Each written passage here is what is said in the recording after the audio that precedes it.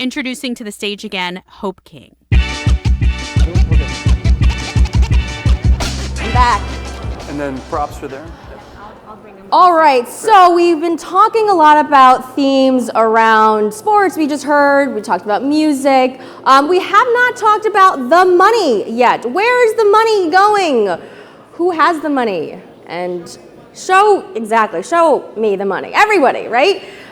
This next panel will talk about where the opportunities are right here in New York. For those of you who are in the East Coast, West Coast battle, admittedly, I think West Coast has better food and weather, but we have bodega cats and coffee and great pizza, and we do have a really robust AI ecosystem, which we're going to talk about in this next segment with my next two guests. First is Grace Isford. She's a partner at Lux Capital, and one of her portfolio companies, Osmo, is here. The CEO and founder, Alex Wiltschko. Please welcome to the stage.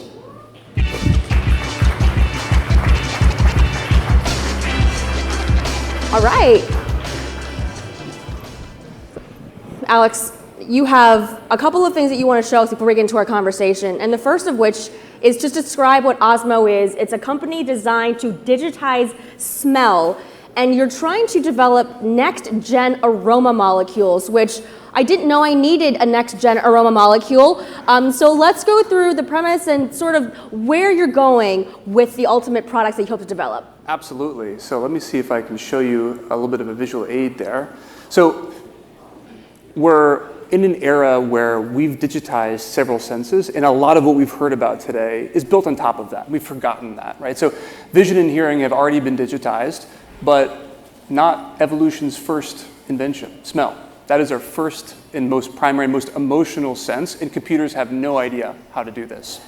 So how would we do this, right?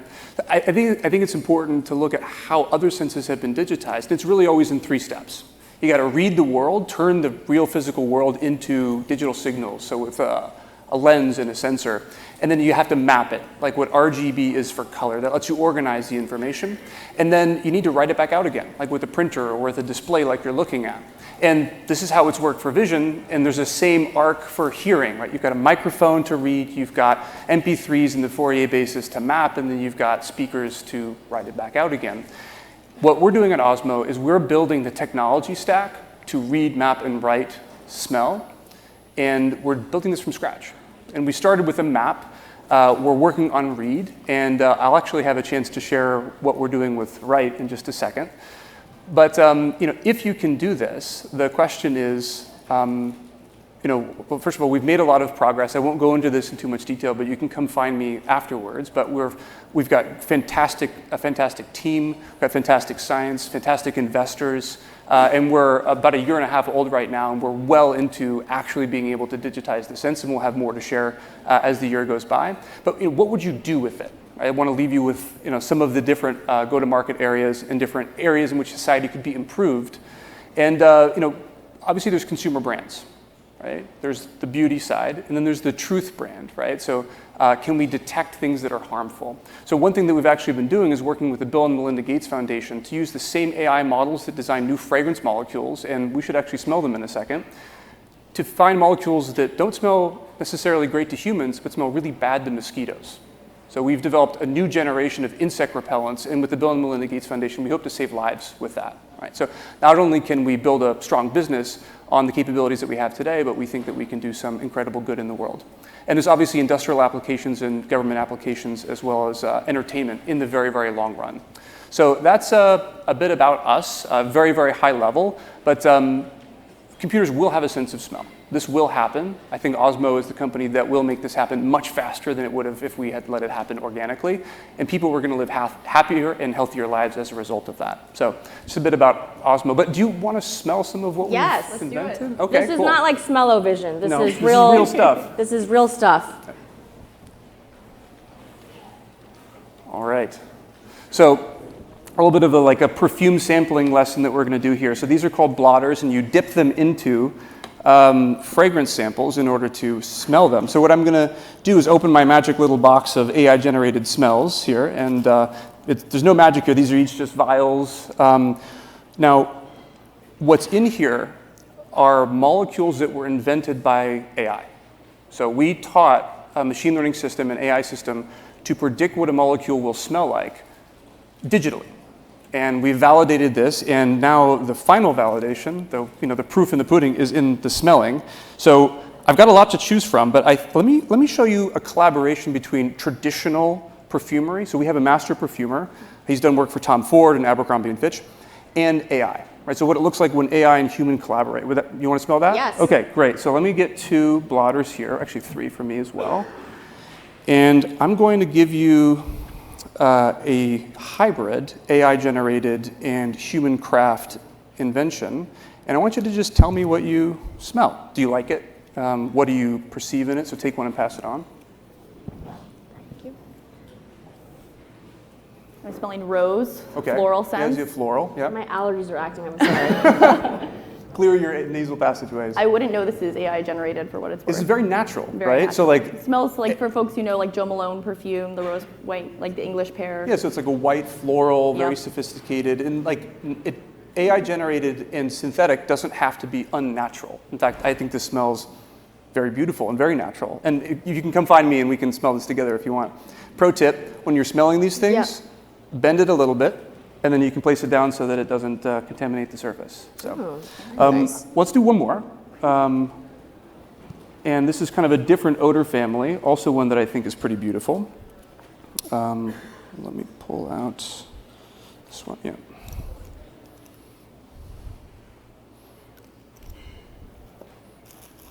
I'm sorry we don't have samples for everyone. Yeah, I asked for like popcorn, movie theater popcorn, right, so that it would permeate, but we're not quite there yet. Thanks. We'll put it in a fan next time. Yeah. I mean, in the limit, this is going to be something that you can experience at home. What do you think, Hope? What's the scent? I'm like, my allergies are really bad. I picked the wrong day. Yeah, I know. I took an Allegra yesterday and I thought it, but I'm sorry. No, this for sure smelled really beautiful, like a garden, and I'm having a harder time with this one. So to me, there's like a like a smoky musk. wood, Yeah. kind of a musk, and there's a bit of dewy wood, yeah. Dewy, yeah, and there's a bit of vanilla in it as well. So you can't actually make this scent without inventing new molecules.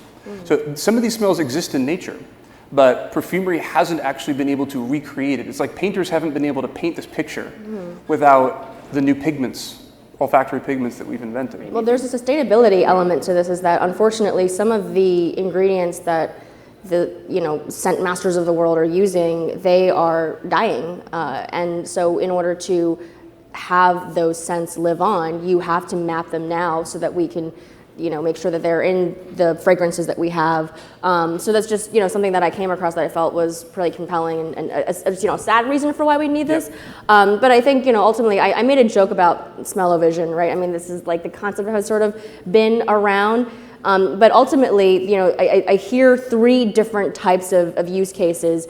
And just Grace, just from your perspective, is an Osmo sort of application of AI something that's very typical that you're seeing now? Is it in the majority, or is it really a pretty rare case that you see, or a use case of AI? Well, Lux is a deep tech VC, so we do look for things that sound crazy. And some of the craziest ideas, in fact, are some of our best investments. This actually came from a thesis we were searching for to recreate the sense of smell. You can recreate taste or motion, but really haven't seen that happen yet. So we're looking for the intersection of AI with embodied sciences. So that could be, creating a sense of smell. That also could be, automation of robotics or AI in the life sciences. So biology, chemistry, et cetera. Well, in the nearly 2 years since ChatGPT's launch, how have your everyday lives changed? And also your technology, has it actually enabled any type of acceleration with development of what you want to work on? But Grace, I want to just hang on with you for a second first. I use it frequently, particularly for synthesis of research papers and cutting edge new innovations. I've created like small little workflows to automate daily tasks of synthesis of notes and set a reminder to come afterward. But majority of it has been used from a research perspective today. And have the pitches changed at all that you've seen? A lot of pitches are saying the same thing of we can use AI for this. So then how do you sift through that, right, as an investor? We always look for things that are N of 1 or technically unique, right? So what can they do that no one else in the world can do? That could be cutting edge research coming out of a research lab where I don't think there's actually anyone better than Alex to create this company in this space. And also look for that 10x differentiator, right? Whether it's knowing the workflow very deeply, whether it's having the researcher who led the open source project that is at the helm of the company. And Alex, what about you? Has the recent developments impacted the way that you work on the back end? So I was very fortunate to have worked at Google Brain where transformers were born. I was there for about 6 years, where I started where the research originally came from, which we spun out with Lux and with GV. And I got to see that arc begin very early, and it was just clear from day one that everything was going to change, or a lot was going to change. And so I've been slowly building this in and kind of having a little like assistant on the side. I need to learn about a lot of new stuff every day, and I can get a pretty good answer pretty quickly with ChatGPT. So it's kind of infused in my life, and my team uses it a ton. So it helps accelerate code reviews, everything. Like, it's kind of pervasive in the company. So on that code review point, though, has that helped you accelerate the development of your products? Does it help with mapping quicker? Does it help with mapping more accurately? Would love to learn more about that. So it's a sidekick for a lot of workflow that we have in the company. But what I find is that when you are at the edge of what's known, or the thing you're doing isn't in the data set, you have to do it yourself. And so we invest very, very heavily in generating massive amounts of sent data because nobody else has it. Full stop. Nobody else in the world has it. And then we have to build our own small, sharp tools around that data in order to solve our problems, like design these molecules or many of the other experiences that we're working on. And I find that there's a balance, right? So if you want a general purpose helper, LLMs as they are fantastic. But when you start to get into the edge of what's known or what's possible, or your data actually is highly proprietary, you don't always have to reach for an LLM or a transformer. And really, the tool should be purpose fit for the job. In a lot of cases, people feel recently ashamed that they use this to help them. And obviously not the case at your companies. They feel like it's cheating, or they're taking some sort of shortcut. I mean, how do we dissuade people from thinking that way? Well, I'm a techno-optimist, and I think if you're a venture capitalist, you have to believe in the future. And so we actually see the opportunity, right? How can this make your workflow better? How can this lead to new opportunities? How can it save time in your workflow to invest in other areas and think more broadly? Whether it's even as like a creative agent to ask questions and help you kind of push the limits of your own thinking. All right, so we're in New York. You are doubling down in New York. Lux Capital is, you guys developed these molecules on First Avenue, right, and 29th Street. I mean, what is it about New York that differentiates this environment from the Best Coast, SF, all NorCal? I mean, I know we're laughing, but I really, I mean, I'm from here, but I do love California. Well, to start, I think Alex should share why he moved to New York, because it From ties Boston. in directly to my thesis here. Yeah, we started in Boston, right? I was there for 14 years. It's the capital of a lot of chemistry. I thought that's where we were going to build this company. It turns out to do what we needed to do, there was very specific skills that only exist in New York and New Jersey, right? So to build... Oh, and New Jersey. Yep. Shout out New Jersey. Yep. Okay, So what it's are real. the things? Yeah. So we need perfumers. There's actually more astronauts alive than there are perfumers. So if you want to work with them, you got to be here. And then there's very specific chemistry skill sets to make new molecules or to analyze those molecules. And it's different enough from what goes on in Boston, which is all in like liquid, blood and plasma. But we need to analyze the air. And that is different enough and specific enough we had to be here. And actually specifically in that part of Manhattan in order to get all the commuting distances correct. And that's what we're seeing in our portfolio. In New York, the talent and the demand is here, right? It's the home to 44, the Fortune 500 companies. So people are coming here regardless to talk to their customers, to be working with their customers. On top of that, fantastic research labs, right? New Jersey, again, Princeton, NLP Center is really good, not too far away. Columbia, people forget that Jan LeCun, chief scientist of Meta, NYU Silver Lab, based right here in New York. Cornell Tech, Sasha Rush in our portfolio.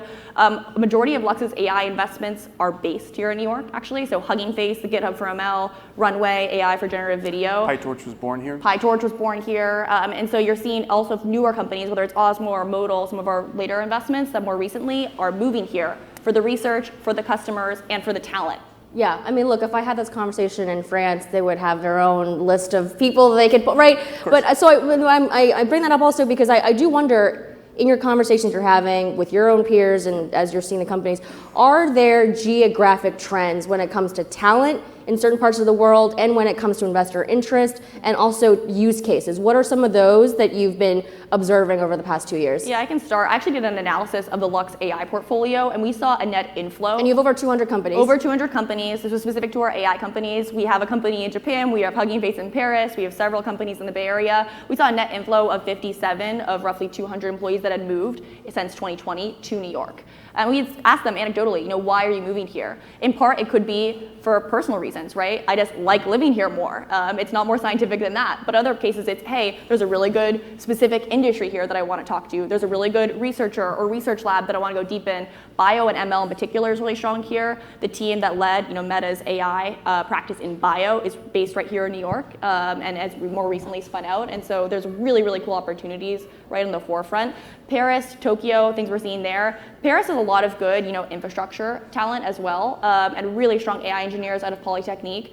There's going to be hubs in multiple cities, right? SF is going to be a hub, New York's going to be a hub, and so the use cases will differ slightly, but it's really more on the companies that are bringing those communities together. Are investor mindsets different depending on where they're located? I think it's true. I think in New York, the investor mindset is a little bit more practical, a little bit more realist, right? SF can tend to be a little bit more bigger picture dreamer. I think it's great to have a bit of both. And I traveled SF frequently, but I think both bring different skill sets together.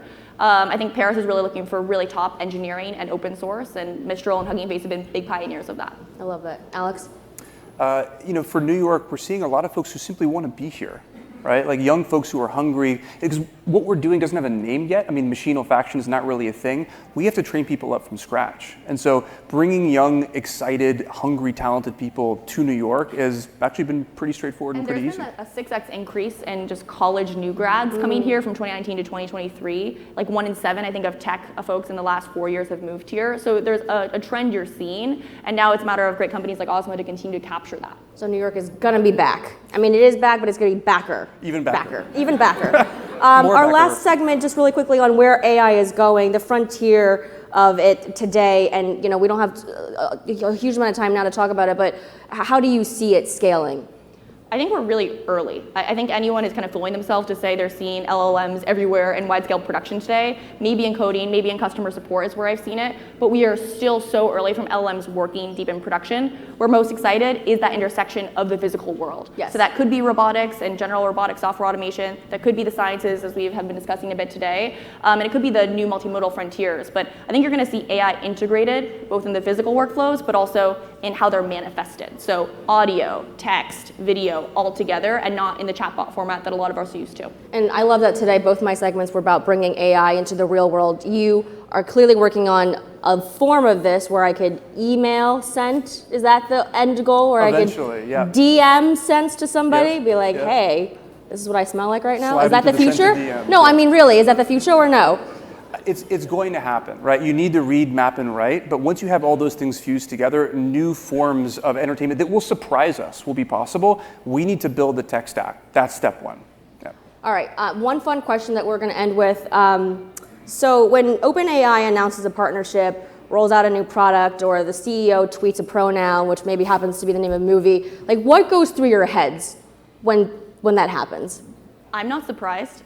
In fact, OpenAI will have a product for everything and a model for everything. And so to me, that's not the question. The question is more how good is that product? How good are they actually applying that product in the workflows of users? And so great, if you have a really cool voice model, for example, how easy is it for someone to implement that into their product? I'm going to have to explain this to my mom in some shape or form, right? So I'm thinking like, okay, what is she going to see in the world, and how, like, because I'm her conduit to like what the tech world's actually like. So honestly, that's the primary thing. It's like, how am I going to explain this? So show mom the money, exactly. Something like that to summarize.